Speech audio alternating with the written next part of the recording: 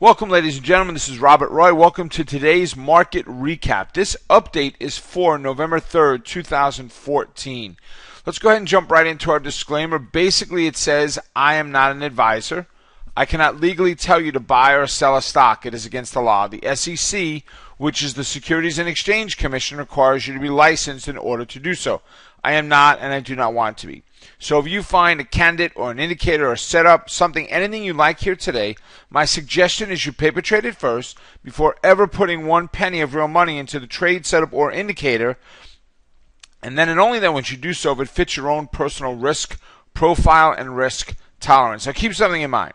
Because I am not an advisor, I am not under trading restrictions, which means that I may choose to enter or exit a trade at any given time without prior notice.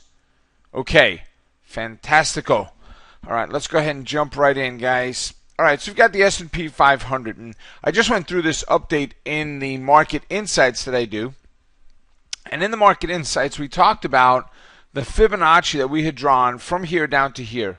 Had made a great move down there. We came back up, hesitated at the 618, and we've exploded ever since. So in other words, we have a 100% push to the upside. We're now closed at all-time highs on the S&P 500, and there's nothing up above us. Previous Fibonacci's are not helping us very much. We've got too big of a distance to contend with on the big move of the Fibonacci's.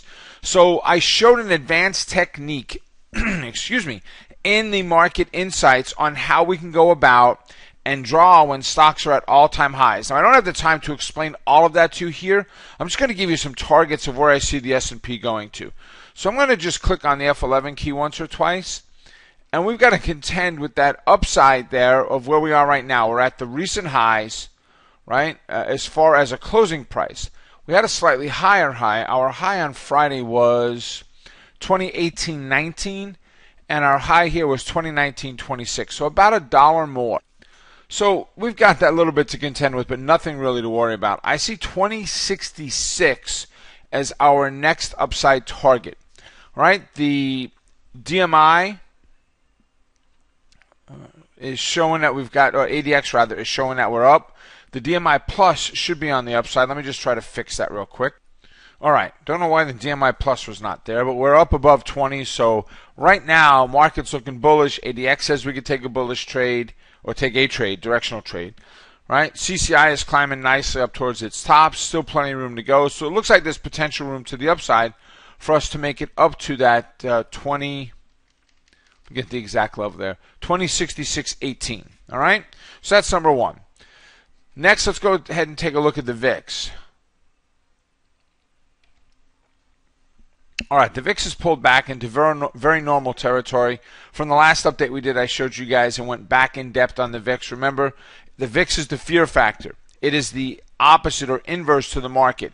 A low VIX is low fear. High VIX, high fear. That's all you have to remember. High VIX, high fear. Opposite, low VIX, low fear. We've got low fear right now. Put prices are down. Call prices are fairly inexpensive as well. Obviously, you got to watch out for earnings. And then let's go take a look at Amazon. Now, the blue vertical line on Amazon was the earnings announcement. They weren't good. You could see the gap down. Ever since, Amazon's had some newsy type things coming out.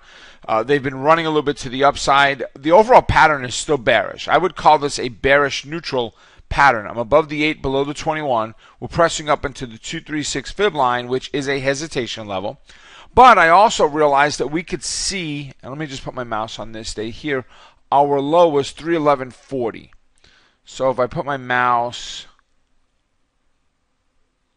right about there, actually, you know what? That's not the line I want to put. Let's use this line instead.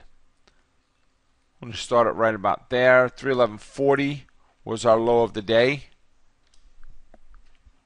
So that level right there is the potential hitting the low.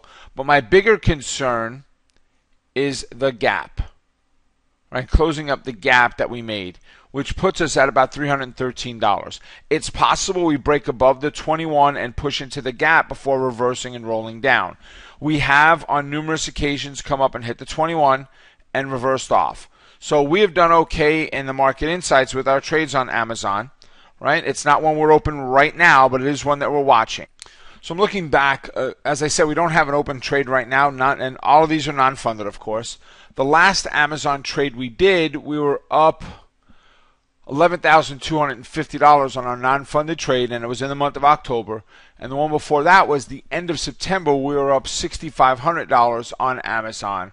So we've had some good results on Amazon. It might have been a while. Let's see. The one before that was September also. Early September, we were up $3,500. And the one before that, we were up $7,150. Need I keep going, guys? The one before that, we were up $10,500. I think you're getting the picture. We've done pretty good with my system of the tracking and the way that we go ahead and utilize it and decide to enter, manage, and exit the trade. So if you're interested, come check that out a little bit in the Market Insights. If not, have a wonderful day. God bless, and I'll see all of you at the next update. Take care now, folks. Bye.